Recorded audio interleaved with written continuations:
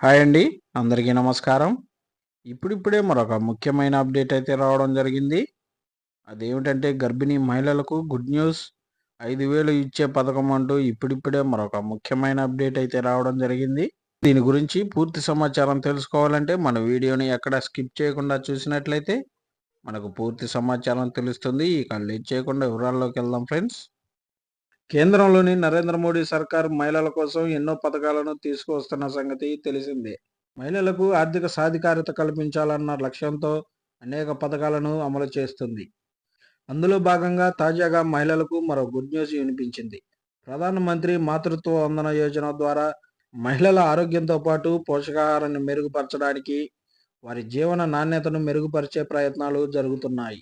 ఈ పథకం ప్రధాన లక్ష్యం గర్భిణీ స్త్రీలకు పోషకాహారం, ఆరోగ్యాన్ని జాగ్రత్తగా చూసుకోవడం, తద్వారా వారు, శిశువు మంచి ఆరోగ్యాన్ని కలిగి ఉంటారని ప్రభుత్వం భావిస్తుంది. గర్భిణీలు, బాలింతల ఆరోగ్యం పట్ల శ్రద్ధ తీసుకోవడంతో పాటు వారి పిల్లల ఆరోగ్యాన్ని కూడా కాపాడుకునేందుకు శ్రద్ధ తీసుకునేందుకు ఈ పథకాన్ని తీసుకువచ్చింది.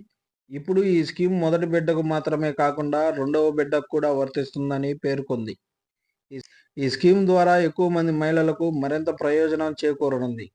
గర్భిణీలు గర్భం దాల్చిన తర్వాత వారి పౌష్టికాహార సమస్యను పరిష్కరించేందుకు ప్రభుత్వం వారికి 5,000 అందిస్తుంది.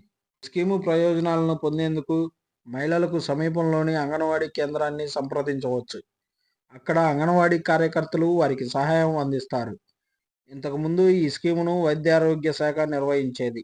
ఇప్పుడు ఇతర శాఖలు అమలు చేయడంతో పాటు దాని పరిధి, ప్రభావాన్ని కూడా పెంచింది.